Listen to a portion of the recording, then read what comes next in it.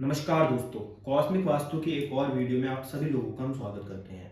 आप में से कई लोगों के हमारे पास मैसेजेस आए, कई लोगों के कॉल आए और कई लोगों ने हमें कमेंट में ये बोला कि उनको एस्ट्रो वास्तु के बारे में कुछ जानना है और वो कैसे अपनी लाइफ एस्ट्रो वास्तु के माध्यम से और अच्छी कर सकते हैं, इसके बारे में उनको जानकारी चाहिए। तो इसलिए हमने आप लोगों की डिमांड के ऊपर एस्ट्रो वास्तु के बारे में एक सीरीज बना रहे हैं, जिसके अंदर हम आप लोगों की लाइफ के अंदर ऐसी कौन कौन सी दिशा हैं जिससे आपको धन प्राप्त होगा, जिससे आपकी लाइफ के अंदर आपकी शादी होगी या फिर आपकी डिजायर फुलफिल होंगी। आपके जीवन के जितने भी एस्पेक्ट हैं वो इन 12 वीडियोस में आपको पता लग जाएंगे। और ये 12 वीडियोस हम क्यों बना रहे हैं दोस्तों, क्योंकि हमारे एस्ट्रोलॉजी के अंदर 12 राशियां होती हैं, 1 से लेके 12 तक, यानी कि मेष से लेके मीन तक। तो हर वीडियो में हम एक लगन यानी कि एक राशि के व्यक्तियों के बारे में बताएंगे। तो इसलिए आपकी जो भी राशि होगी आप उसके अनुसार वीडियो देख सकते हैं। तो जो आज की हमारी वीडियो होने वाली है वो होने वाली है मेष लगन के व्यक्तियों के बारे में, यानी कि जो भी आपकी कुंडली के अंदर इस फर्स्ट हाउस में राशि लिखी होगी वो आपका लगन गिना जाएगा। तो इस कुंडली में फर्स्ट हाउस में लिखी है 1 नंबर राशि, यानी कि ये मेष लगन वाले व्यक्ति हैं। तो जिस जिस व्यक्ति की कुंडली के अंदर फर्स्ट हाउस में 1 नंबर लिखा है, आज उनको अपनी लाइफ के अंदर ऐसे ऐसे रहस्य पता लगेंगे जिसके बारे में उनको शायद ही पहले किसी ने बताया होगा। तो बिना किसी देरी के दोस्तों जानते हैं मेष लगन वाले व्यक्ति अपने जीवन में कैसे सफलता प्राप्त करेंगे। तो दोस्तों सबसे पहले एक छोटी सी बात ये कर लेते हैं, क्या एस्ट्रो वास्तु बहुत जरूरी है या फिर बेसिक यानी कि वैदिक वास्तु से ही हमारी लाइफ में सब कुछ ठीक हो जाएगा। तो दोस्तों बेसिक वास्तु या फिर वैदिक वास्तु अपने आप में एक पर्याप्त वास्तु है। इससे ही अगर आप अपने घर के अंदर बेसिक वास्तु या फिर वैदिक वास्तु भी कराते हैं तो उससे ही आपकी लाइफ के अंदर सारी समस्याएं दूर हो जाएंगी और आप अपनी लाइफ के अंदर जो चाहते हैं वो आपको मिल जाएगा।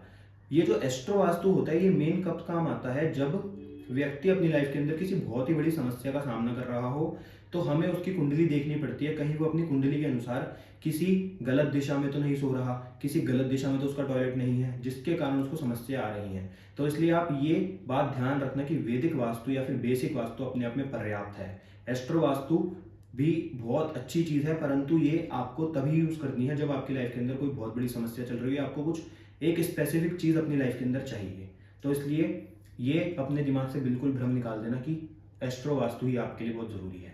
तो दोस्तों पहले जानेंगे कि जो ये मेष लगन वाले व्यक्ति होते हैं जिनकी कुंडली में फर्स्ट हाउस में 1 नंबर लिखा होता है, इनके लिए सबसे इंपॉर्टेंट दिशाएं कौन कौन सी होती हैं। सबसे पहले इनके घर में ईस्ट दिशा, क्यों? क्योंकि जो मेष राशि होती है इसके लिए जिस दिशा को रिप्रेजेंट किया जाता है वो होती है हमारे घर में ईस्ट, यानी कि पूर्व दिशा। तो इसलिए इस व्यक्ति को अपने घर में पूर्व दिशा को हमेशा साफ सुथरा और दोष मुक्त रखना चाहिए, जिससे इसकी लाइफ के अंदर कोई प्रॉब्लम्स ना आए। क्यों? क्योंकि ये सेल्फ यानी कि हमारा खुद का हाउस होता है। तो अगर इस हाउस में या फिर इस हाउस से रिलेटेड जो भी दिशा है उसमें अगर किसी भी प्रकार की प्रॉब्लम होगी तो व्यक्ति अपने आप से कनेक्ट नहीं कर पाएगा, उसका कॉन्फिडेंस कम हो जाएगा, साथ ही साथ उसको अपने आप में ही अच्छा फील नहीं होगा। तो इस हाउस को अच्छा रखना बहुत जरूरी है, यानी कि इस हाउस से रिलेटेड जो भी दिशा है उसको साफ सुथरा रखना बहुत जरूरी है। तो मेष लगन वाले सबसे पहले अपने घर में ईस्ट दिशा को बहुत ही साफ सुथरा और अच्छा रखें। दूसरा, अब अगर ये व्यक्ति अपने घर के अंदर पैसा चाहते हैं तो इनको कौन सी दिशा को साफ रखना चाहिए और कौन सी दिशा इनके घर के अंदर संपूर्ण बैलेंस में होनी चाहिए। तो वो दिशा है इनके घर की नॉर्थ वेस्ट दिशा। क्यों? क्योंकि 2 नंबर राशि यानी कि वृषभ राशि की जो दिशा है वो नॉर्थ वेस्ट है। तो अगर ये व्यक्ति अपने घर के अंदर नॉर्थ वेस्ट को बिल्कुल साफ सुथरा और दोष मुक्त रखते हैं, यानी कि वास्तु के अनुसार बिल्कुल ठीक रखते हैं, तो ये देखेंगे इनकी लाइफ के अंदर किसी भी प्रकार से धन की समस्या नहीं होगी। और जिस भी व्यक्ति की लाइफ के अंदर धन की समस्या है और वो मेष लगन का व्यक्ति है तो वो देखेगा उसके घर के अंदर ये जो नॉर्थ वेस्ट दिशा है इसमें कोई ना कोई दोष आपको अवश्य देखने को मिलेगा। तो इसलिए अगर आप धन चाहते हैं तो आपको अपने घर के अंदर ये नॉर्थ वेस्ट दिशा को बिल्कुल ठीक रखना है।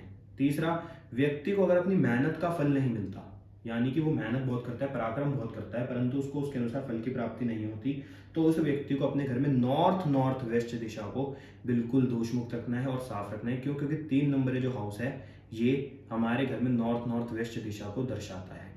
अब दोस्तों तीसरे घर के बाद आता है चौथा घर, ये होता है हमारे माता का। साथ ही साथ जो हम अपनी लाइफ के अंदर हाउसेस खरीदते हैं ये उस घर को दर्शाता है, और जो हम व्हीकल्स यानी कि वाहन अपनी लाइफ के अंदर खरीदेंगे वो भी हमें 4th हाउस के अकॉर्डिंग ही मिलेंगे। तो इसलिए जिस व्यक्ति की लाइफ के अंदर उसको हाउसेज लेने में प्रॉब्लम आ रही है या फिर उसको वाहन लेने में प्रॉब्लम्स आ रही हैं तो उसको अपने घर में 4th हाउस की दिशा, यानी कि इस कुंडली में अगर हम 4th हाउस कर्क राशि की दिशा देखें तो वो होती है नॉर्थ ईस्ट, इस दिशा को बिल्कुल साफ सुथरा और अच्छा रखना चाहिए और दोष मुक्त रखना चाहिए। तो ऐसा व्यक्ति अपनी लाइफ के अंदर वाहन और घरों का सुख जरूर पाएगा। और दोस्तों आपको यहाँ पर एक चीज़ क्लियर कर देता हूँ कि ये एस्ट्रो वास्तु है, ये अपने आप में बहुत डीप है। और जब हम किसी व्यक्ति के घर की कंसल्टेशन लेते हैं और उसके घर का वास्तु करते हैं तो उसमें नक्षत्र और देवता और भी कई चीजें एस्ट्रो वास्तु में आती हैं, उसके अनुसार वास्तु करते हैं। यहाँ पर हम आपको सिर्फ एस्ट्रो वास्तु के बेसिक बता रहे हैं जिससे अपनी लाइफ के अंदर कई अच्छी लेवल तक सफलता प्राप्त कर पाओ। परंतु पूर्ण सफलता हासिल करने के लिए आपको नक्षत्रों के अकॉर्डिंग ही काम करना पड़ेगा। पर अगर हम आपको नक्षत्रों के अकॉर्डिंग समझाएंगे तो आपको शायद वो एकदम से समझ ना आए। तो इसलिए सबसे पहले हम बेसिक वास्तु ही, एस्ट्रो वास्तु ही करेंगे। तो इसलिए दोस्तों 4th हाउस के बाद आता है 5th हाउस, जो कि होता है एजुकेशन का, हमारी लाइफ के अंदर हीलिंग का या फिर हमारी संतान का। तो जिस भी व्यक्ति को संतान से रिलेटेड समस्याएं हैं या फिर ऐसे व्यक्ति जिनको एजुकेशन में प्रॉब्लम आ रही हैं या फिर कोई व्यक्ति बहुत लंबे समय से बीमार है और वो हील नहीं हो पा रहा है, तो उसको अपने घर के अंदर 5th हाउस से रिलेटेड जो भी दिशा है उसको देखना चाहिए। और जो इस कुंडली में 5th हाउस से रिलेटेड दिशा है वो है ईस्ट नॉर्थ ईस्ट। तो दोस्तों जिस व्यक्ति के घर के अंदर ईस्ट नॉर्थ ईस्ट दिशा में कोई ना कोई वास्तु का दोष होगा तो ऐसे व्यक्ति की लाइफ के अंदर एजुकेशन, संतान से रिलेटेड समस्याएं जरूर आएगी। तो मेष लगन वालों को अपने घर के अंदर ईस्ट नॉर्थ ईस्ट को जरूर साफ सुथरा रखना चाहिए। अब दोस्तों इसके बाद आता है 6th हाउस, जो कि होता है रोग, रिपू और ऋण का। अब ये हाउस अपने आप में बहुत इंपॉर्टेंट रोल प्ले करता है। क्यों? क्योंकि व्यक्ति की लाइफ के अंदर अगर रोग होगा या फिर उसकी लाइफ के अंदर लोन, डेट होंगे तो ऐसे व्यक्ति की लाइफ में बहुत प्रॉब्लम्स आ सकती है। और दोस्तों ये 6th हाउस उसको भी दर्शाता है, यानी कि छुपे हुए शत्रु। तो इसलिए अगर किसी व्यक्ति की लाइफ के अंदर बहुत ज़्यादा लोन बढ़ चुका है या फिर उसकी लाइफ के अंदर किसी भी प्रकार से उसको शत्रु परेशान कर रहे हैं तो उसको 6th हाउस से रिलेटेड जो दिशा है अपने घर में उसमें ज़रूर देखना चाहिए, उसको चेक करना चाहिए, क्योंकि उसमें कोई ना कोई दोष अवश्य प्राप्त होगा। तो मेष लगन वालों के लिए जो 6th हाउस की दिशा है वो होगी नॉर्थ डायरेक्शन, जो कि पैसों की भी होती है।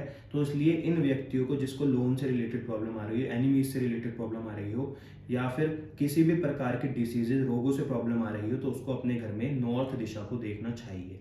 अब दोस्तों अगली जो हमारे पास हाउस है वो है 7th हाउस, जो कि होता है मैरिज का, जो कि होता है पार्टनरशिप का। और हम जो लोग रोज अपने जीवन के अंदर पैसा कमाते हैं उसका भी 7th हाउस ही होता है। तो इसलिए मेष लगन वाली कुंडली में जो 7th हाउस है वो तुला राशि है। और तुला राशि के लिए जो हम दिशा होती है वो होती है वेस्ट साउथ वेस्ट दिशा। तो जिस व्यक्ति के घर में वेस्ट साउथ वेस्ट दिशा में दोष होगा उसको पार्टनरशिप, रिलेशनशिप में प्रॉब्लम्स आएंगी, मैरिज नहीं हो रही होगी। तो इसलिए उस व्यक्ति को अपने घर में वेस्ट साउथ वेस्ट दिशा को दोष मुक्त करना चाहिए।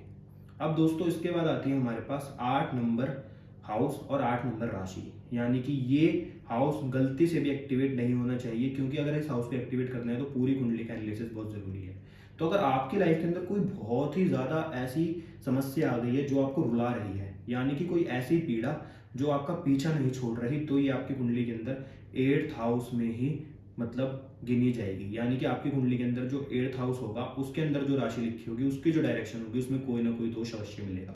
तो आज हम मेष लगन के बारे में बात कर रहे हैं। तो इस कुंडली में जो 8th हाउस की राशि है वो है साउथ वेस्ट।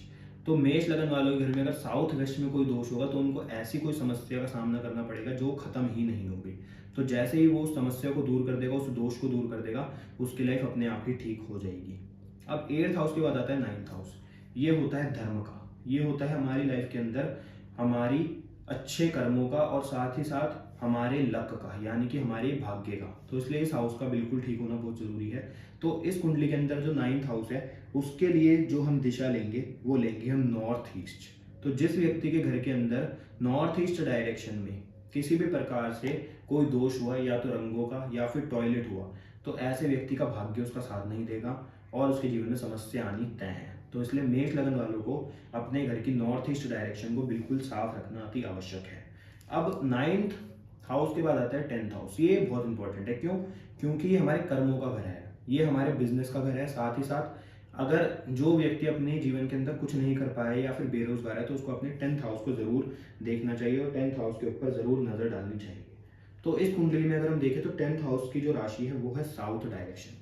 तो मेष लगन वालों को अपने घर के साउथ डायरेक्शन को बिल्कुल साफ सुथरा रखना चाहिए अगर वो अपनी लाइफ के अंदर पैसा कमाना चाहता है, धन कमाना चाहता है, या फिर वो अपनी लाइफ के अंदर अपने पिता को खुश रखना चाहता है। तो उसको अपने 10th हाउस की राशि जो कि साउथ डायरेक्शन है उसको बिल्कुल ठीक रखना चाहिए। अब दोस्तों 10th के बाद आता है 11th हाउस। अब मेष लगन वाले व्यक्ति अगर अपनी डिजायर फुलफिल करना चाहते हैं, अपने जीवन में जो वो चाहते हैं उसको प्राप्त करना चाहते हैं, या फिर उनको इनकम से रिलेटेड कोई प्रॉब्लम है कि उनको ऐसा लगता है उनकी सैलरी जितनी होनी चाहिए उससे कम है, तो वो देखेंगे उनके घर के अंदर 11th हाउस, यानी कि यहाँ पर जो राशि लिखी होगी उससे रिलेटेड जो दिशा होगी उसमें कोई ना कोई प्रॉब्लम जरूर होगी। तो मेष लगन वालों के लिए 11th हाउस में जो राशि लिखी है वो है एक्वेरियस, और इसकी जो दिशा है वो है वेस्ट डायरेक्शन। तो इसलिए मेष लगन वाले अगर अपने घर की वेस्ट डायरेक्शन को दोष मुक्त कर देंगे तो वो पाएंगे कि उनकी लाइफ के अंदर से सभी समस्याएं दूर हो गई है, उनकी सैलरी बढ़ गई है, साथ ही साथ उनकी जो डिजायर फुलफिल नहीं हो रही थी, उनकी जो इच्छाएं पूर्ति नहीं हो रही थी, वो इच्छा पूरी होने लग गई हैं। तो इसलिए वेस्ट दिशा को बिल्कुल साफ सुथरा रखें। अब आता है 12 नंबर राशि, या फिर 12 नंबर हाउस भी आप बोल सकते हो।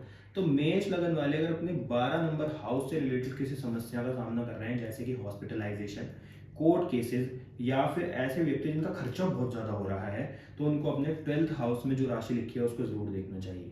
तो मेष लगन वालों के लिए अगर वो अपने 12th हाउस से रिलेटेड कोई समस्या फेस कर रहे हैं तो उनको अपने घर के अंदर साउथ ईस्ट डायरेक्शन को देखना चाहिए, वहां पे कोई ना कोई दोष उनको अवश्य मिलेगा।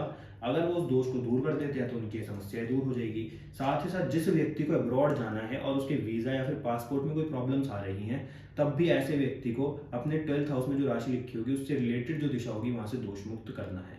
जैसे ही इन सभी दिशाओं से दोष मुक्त हो जाएंगे और इन दिशाओं से रिलेटेड जो भी आपको चीजें मिलने वाली हैं वो आपको जरूर मिलेंगी। तो जैसा मैंने आपको बताया है, इन 12 हाउसेस के क्या क्या एट्रीब्यूट होते हैं और आपकी लाइफ के अंदर क्या क्या प्रॉब्लम दे सकते हैं, तो आप अगर उनको दूर करना चाहते हो तो उनकी दिशाओं से दोष को दूर कर दीजिए, तो आपकी लाइफ वैसे ही ठीक हो जाएगी।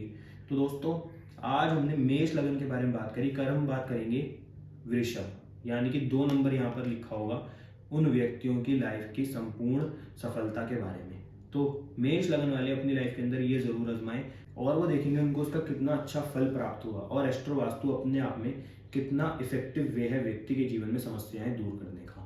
तो दोस्तों, आज हमने एस्ट्रो वास्तु के बारे में बात करी। अब आपसे मिलते हैं कल अगली वीडियो में। अगर आपको वीडियो अच्छी लगी तो वीडियो को लाइक करना, शेयर करना, चैनल को सब्सक्राइब करना। धन्यवाद।